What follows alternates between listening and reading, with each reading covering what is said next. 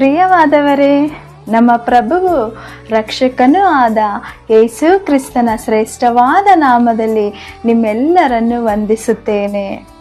ಈ ದಿನದ ದೇವರ ವಾಕ್ಯದ ಭಾಗ ಕೀರ್ತನೆಗಳು 90:15 ವಚನ. ನೀನು ನಮ್ಮನ್ನು ಕುಗ್ಗಿಸಿದ ದಿವಸಗಳಿಗೂ ನಾವು ಕೇಡನ್ನು ಅನುಭವಿಸಿದ ವರ್ಷಗಳಿಗೂ ತಕ್ಕಂತೆ ನಮ್ಮನ್ನು ಸಂತೋಷಪಡಿಸು.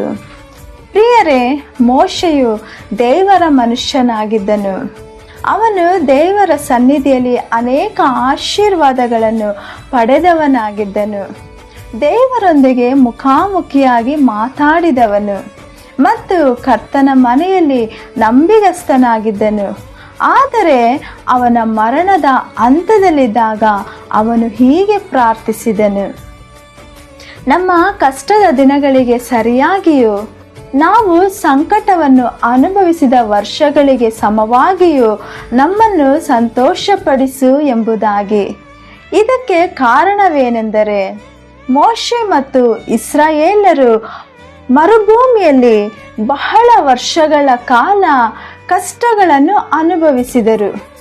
ಐಗುಪ್ತದಿಂದ ಹೊರಬಂದ ಜನರಲ್ಲಿ ಹೆಚ್ಚಿನವರು ಮರುಭೂಮಿಯಲ್ಲಿ ಮರಣ ಹೊಂದಿದರು.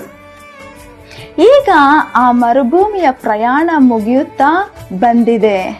ಅವರು ಹಾಲು ಜೇನು ಹರಿಯುವ ಕಾನಾನ್ ದೇಶಕ್ಕೆ ಪ್ರವೇಶಿಸಲು ಸಿದ್ಧರಾಗಿದ್ದಾರೆ. ಆ ಸಮಯದಲ್ಲಿ ಮೋಶೆಯು ತಮ್ಮನ್ನು ಸಂತೋಷಪಡಿಸುವಂತೆ ದೇವರಲ್ಲಿ ಮೊರೆ ಇಡುತ್ತಿದ್ದಾನೆ. ಮರುಭೂಮಿಯ ಜೀವನವು ಹಗಲಿನಲ್ಲಿ ವಿಪರೀತ ಬಿಸಿಲು, ರಾತ್ರಿಯಲ್ಲಿ ಕೊರೆಯುವ ಚಳಿ, ಹಾವುಗಳು ಮತ್ತು ಚೇಳುಗಳಿಂದ ಕೂಡಿತ್ತು. ಯಾವುದೇ ಸೌಕರ್ಯಗಳಿಲ್ಲದ ಆ ಕಾಡಿನಲ್ಲಿ ಅವರು ಬಹಳ ಕಷ್ಟಪಟ್ಟರು. ಇದನ್ನೇ ನೆನೆಸುತ್ತಾ ಮೋಶೆ ದೇವರಲ್ಲಿ ಪ್ರಾರ್ಥಿಸುತ್ತಾನೆ. ಪ್ರಿಯ ದೇವ ಮಕ್ಕಳೇ, ನೀವು ಕೂಡ ನಿಮ್ಮ ಜೀವನದಲ್ಲಿ ಕಷ್ಟ, ಸಂಕಟ, ವೇದನೆಗಳನ್ನು ಅನುಭವಿಸಿ ಸಂತೋಷ ಮತ್ತು ಹರ್ಷವಿಲ್ಲದೆ ಮರುಭೂಮಿಯಂತಹ ಒಣ ಜೀವನವನ್ನು ನಡೆಸುತ್ತಿದ್ದೀರಾ? ಯಾವುದೇ ಒಳ್ಳೆಯದು ನಡೆಯುತ್ತಿಲ್ಲ ಎಂದು ಕಂಗಲಾಗಿದ್ದೀರಾ? ಕರ್ತನು ಈಗ ನಿಮ್ಮನ್ನು ಸಂತೋಷಪಡಿಸುವ ಕಾಲ ಬಂದದೆ. ನೀವು ನಿಮ್ಮ ಜೀವನದಲ್ಲಿ ಹರ್ಷಗೊಳ್ಳುವಿರಿ.